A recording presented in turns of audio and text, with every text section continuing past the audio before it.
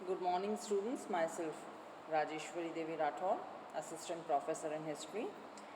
आज का हमारा जो टॉपिक है वो है संवैधानिक विकास।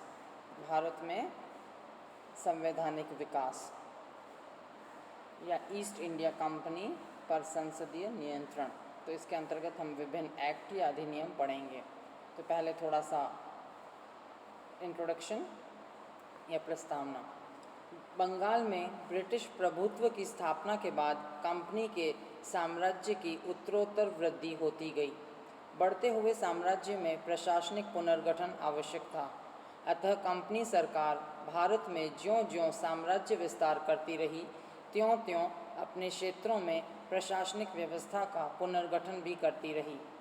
साम्राज्य विस्तार एवं प्रशासनिक पुनर्गठन की इस प्रक्रिया में इंग्लैंड में स्थित कंपनी के संचालकों ने भारत में कुछ ऐसे गवर्नर जनरल भेजे जिन्होंने भारत में कंपनी राज्य का विस्तार कर कंपनी के प्रभाव में वृद्धि की, और कुछ ऐसे गवर्नर जनरल भी भेजती रही जिन्होंने विस्तृत साम्राज्य के प्रशासनिक तंत्र को पुनर्गठित करने में अपनी रुचि दिखाई।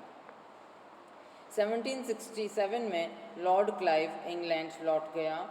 तत्पश्चात हैरी वेरलसट को बंगाल का कार्यवाहक गवर्नर नियुक्त किया गया और उसके कार्यकाल में बंगाल में भयानक महादुर्भिक्ष पड़ा।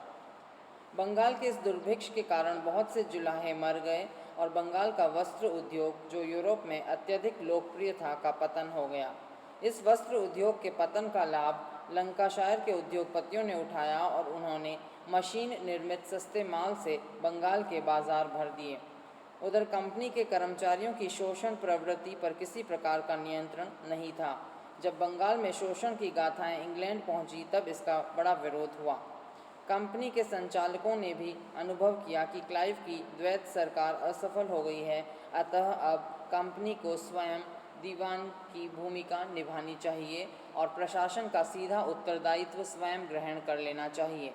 इस उद्देश्य की पूर्ति हेतु कंपनी के संचालकों ने वॉरेन हेस्टिंग्स को बंगाल का गवर्नर नियुक्त किया। वॉरेन हेस्टिंग्स 1750 ईस्वी में कंपनी का एक साधारण कर्मचारी बनकर भारत आया था। अपनी योग्यता, लगन और कंपनी के संचालकों के साथ अच्छे संबंधों के कारण वह निरंतर उन्नति करता गया और 1772 ईस्वी में वह बंगाल के गवर्नर पद पर आसीन हो गया। वॉरेन हेस्टिंग्स द्वारा गवर्नर का पद ग्रहण करने के समय उसके समक्ष अनेक समस्याएं उपस्थित थीं। क्लाइव द्वारा स्थापित द्वैत शासन के बुरे परिणाम स्पष्ट दिखाई देने लगे थे। कंपनी के अंग्रेज कर्मचारियों तथा भारतीय नायक दीवानों ने अत्याचारों द्वारा अपनी जेबें गर्म करना तथा जनता का तीव्र शोषण करना आरंभ कर दिया था। कंपनी के संचालकों को भी विश्वास हो गया था कि कंपनी के राजस्व का एक बहुत बड़ा भाग कंपनी के कर्मचारी अपने निजी अधिकार में रख लेते हैं। भारत में कंपनी के कर्मचारियों का लक्ष्य अधिकाधिक धन कमाकर इंग्लैंड लौट जाना होता था। कंपनी के कर्मचारियों को निजी व्यापार की छूट भी प्राप्त थी और कुछ निश्चित कार्यों पर उन्हें कमीशन भी दिया जाता था। इसके अतिरिक्त कर्मचारियों को भेंट और उपहार भी मिलते रहते थे। इस प्रकार कंपनी को दीवानी का उचित प्रबंध करना था, तो दूसरी ओर अपने कर्मचारियों के निजी व्यापार एवं घूसखोरी पर प्रतिबंध लगाना था। अतः वॉरेन हेस्टिंग्स की प्रशासनिक नीति का उद्देश्य कंपनी को इन कार्यों के योग्य बनाना था। अब संवैधानिक विकास के अंतर्गत हम लेंगे पहले रेगुलेटिंग एक्ट। इंग्लैंड में कंपनी का प्रबंध संचालक समिति द्वारा किया जाता था। इन संचालकों का चुनाव कंपनी के उन हिस्सेदारों द्वारा किया जाता था जिसके पास कम से कम 500 पाउंड के हिस्से होते थे। इंग्लैंड की संसद कंपनी के मामलों में प्राय हस्तक्षेप नहीं करती थी। 1765 ईस्वी में दीवानी का अधिकार प्राप्त करने के बाद कंपनी के कर्मचारी भारत में धनी बनकर इंग्लैंड लौटने लगे तथा वहाँ की राजनीति में हस्तक्षेप करना आरंभ कर दिया था। अतः इंग्लैंड में यह आम भावना थी कि कंपनी आर्थिक दृष्टि से मजबूत है। वस्तुतः कंपनी की आर्थिक स्थिति अत्यंत ही चिंताजनक थी। उसकी आर्थिक नींवें खोखली हो चुकी थीं। स्थिति यहाँ तक पहुँच गई थी कि यदि कंपनी के लिए जल्दी से जल्दी धन न जुटाया गया तो कंपनी के अस्तित्व को ही खतरा उत्पन्न हो सकता था। कंपनी की आर्थिक स्थिति बिगड़ने के निम्न कारण थे। पहला, कंपनी ने भारत में लगातार युद्ध किए थे तथा इन युद्धों में अत्यधिक मात्रा में धन खर्च हुआ था। दूसरा, यद्यपि कंपनी ने बंगाल, बिहार और उड़ीसा की दीवानी का अधिकार तो प्राप्त कर लिया था, किंतु इस दीवानी से कंपनी को जो राजस्व प्राप्त होना चाहिए था वह प्राप्त नहीं हो रहा था। तीसरा, कंपनी के कर्मचारी अपने निजी व्यापार में लगे हुए थे। इस निजी व्यापार के कारण वे कंपनी के व्यापार की उपेक्षा कर रहे थे। कंपनी की बिगड़ती हुई स्थिति के कारण कंपनी के लिए धन की व्यवस्था करना आवश्यक हो गया। कंपनी को इतनी विशाल राशि केवल इंग्लैंड की सरकार ही दे सकती थी, किंतु कंपनी के संचालकों को इस बात की आशंका थी कि सरकार से ऋण मांगने पर कहीं कंपनी को क्राउन के अधीन न कर दिया जाए। फिर भी इंग्लैंड की सरकार के पास 14 लाख पाउंड ऋण देने का आवेदन पत्र भेजा गया। कंपनी के आवेदन पत्र पर विचार करने हेतु सरकार ने यह मामला 2 समितियों, सीक्रेट समिति तथा सेलेक्ट समिति को सौंपा। इन समितियों के सुझावों के आधार पर सरकार ने 2 विधेयक तैयार किए।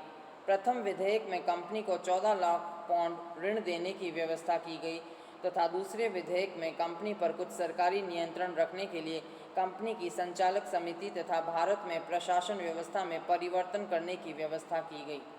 दूसरे विधेयक को ही रेगुलेटिंग एक्ट कहा जाता है, जिसे इंग्लैंड की संसद ने 1773 ईस्वी में पास किया तथा 1774 ईस्वी में इसे लागू किया गया। अब हम लेंगे रेगुलेटिंग एक्ट के उद्देश्य। इस एक्ट के कुछ उद्देश्य थे जो इस प्रकार से थे। पहला, कंपनी पर क्राउन का नियंत्रण व अधिकार स्थापित करना। दूसरा, कंपनी की संचालक समिति के संगठन में कुछ परिवर्तन करना। और तीसरा, कंपनी के राजनीतिक अस्तित्व को स्वीकार करके उसके व्यापारिक ढांचे को राजनीतिक कार्यों के संचालन के योग्य बनाना। नेक्स्ट है एक्ट की धाराएं। रेगुलेटिंग एक्ट की धाराएं। इस एक्ट में संचालक समिति से संबंधित तथा प्रशासन से संबंधित मुख्य रूप में निम्न धाराएं रखी गईं। पहली, कंपनी के संचालकों के चुनाव में वही व्यक्ति मत देने का अधिकारी होगा जिसके पास कंपनी के 1000 पाउंड के शेयर होंगे। इससे पहले मताधिकार उन व्यक्तियों को था जिनके पास कंपनी के 500 पाउंड के शेयर थे। दूसरा, संचालकों का कार्यकाल 1 वर्ष के स्थान पर 4 वर्ष होगा और कुल सदस्यों का 1/4 भाग यानी 6 सदस्य प्रति वर्ष चुने जाएंगे। एक ही सदस्य के दोबारा चुने जाने के पूर्व 1 वर्ष का अवकाश आवश्यक होगा। तीसरा, जिन व्यक्तियों के पास 3, 7 व 10,000 पाउंड मूल्य के शेयर थे उन्हें क्रमशः 2, 3 और 4 मत देने का अधिकार दिया गया।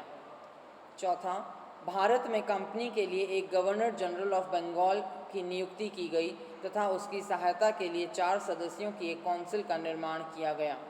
पाँचवां, बम्बई व मद्रास प्रांत के गवर्नर और कंपनी की शाखाओं को गवर्नर जनरल के अधीन कर दिया गया। छठा, बंगाल में एक सर्वोच्च न्यायालय की स्थापना की गई जिसमें एक मुख्य न्यायाधीश तथा 3 अन्य न्यायाधीश नियुक्त किए गए। सातवां, गवर्नर जनरल एवं उसकी काउंसिल को नियम बनाने तथा अध्यादेश प्रसारित करने का निर्देश दिया गया। 8, कंपनी के संचालकों और भारत में स्थित कंपनी के बीच जो भी पत्र व्यवहार होगा उसकी एक प्रति इंग्लैंड की सरकार के पास भेजी जाएगी। और 9 था, कंपनी के कर्मचारियों द्वारा चलाया जाने वाला निजी व्यापार पूरी तरह से वर्जित कर दिया गया तथा ऐसा करना दंडनीय अपराध घोषित किया गया। नेक्स्ट है रेगुलेटिंग एक्ट के दोष।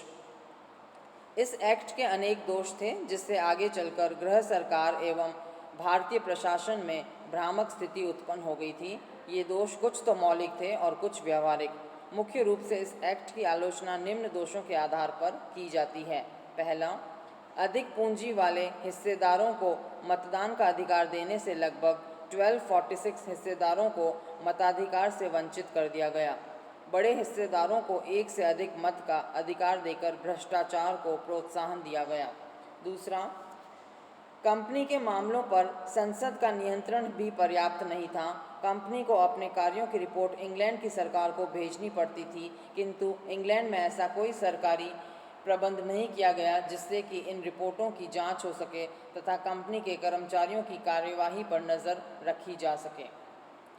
तीसरा, इस एक्ट द्वारा गवर्नर जनरल को भी पर्याप्त शक्ति नहीं दी गई, उसे काउंसिल के बहुमत को मानना पड़ता था। चौथा, गवर्नर जनरल तथा उसकी काउंसिल को बम्बई और मद्रास प्रेसिडेंसियों पर पर्याप्त नियंत्रण नहीं दिया गया।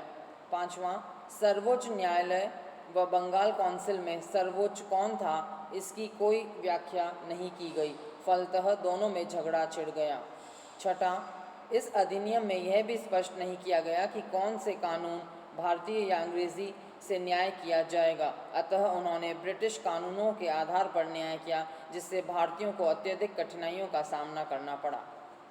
तो ये थे रेगुलेटिंग एक्ट के दोष। अब हम लेंगे रेगुलेटिंग एक्ट के गुण।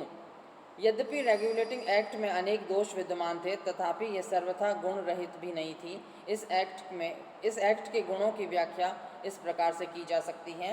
पहला, यह प्रथम अवसर था जबकि भारत में ब्रिटिश अधिकृत क्षेत्रों पर कंपनी के स्वेच्छाचारी शासन के स्थान पर लिखित संविधान तैयार किया गया। दूसरा, संचालकों के कार्यकाल में वृद्धि करने से उन्हें अधिक सुरक्षा प्राप्त हो गई तथा अब वे अपनी नीतियों को ठीक ढंग से कार्यान्वित कर सकते थे। तीसरा, इस अधिनियम द्वारा कंपनी पर संसद के नियंत्रण की प्रक्रिया आरंभ हो गई। चौथा, आरंभ में ये कंपनी एक व्यापारिक संस्था थी, किंतु अब वह एक राजनीतिक शक्ति के रूप में कार्य करने लगी थी। पांचवा, इस अधिनियम द्वारा प्रथम बार एक यूरोपीय सरकार ने यूरोप के बाहर प्राप्त भू क्षेत्र के शासन का दायित्व ग्रहण किया। छठा, कंपनी के कर्मचारियों के भ्रष्टाचार, निजी व्यापार तथा उपहार स्वीकार करने पर लगाया प्रतिबंध भी कम महत्वपूर्ण बात नहीं थी। और सातवां, इस अधिनियम द्वारा भारत के प्रशासनिक ढांचे का केंद्रीयकरण करने की दिशा में प्रथम प्रयास किया गया। तो ये थे रेगुलेटिंग एक्ट के गुण। मूल्यांकन इसका एक्ट का। यद्यपि रेगुलेटिंग एक्ट गुण और दोषों से युक्त था, फिर भी उन परिस्थितियों को ध्यान में रखते हुए जिसमें उसका निर्माण हुआ, सर्वथा सराहनीय था। सप्रे ने ठीक ही लिखा है कि यह अधिनियम संसद द्वारा कंपनी के कार्यों में प्रथम हस्तक्षेप था, अतः उसकी नम्रतापूर्वक आलोचना की जानी चाहिए। यह एक्ट कंपनी की व्यवस्था को सुधारने का प्रथम प्रयास था और इस दृष्टि से कुछ दोष रह जाने स्वाभाविक थे। इस एक्ट द्वारा कंपनी के राजनीतिक लक्ष्य और अस्तित्व को स्पष्ट रूप से स्वीकार किया गया, अतः यह अधिनियम कंपनी के संवैधानिक इतिहास में महत्वपूर्ण स्थान रखता है।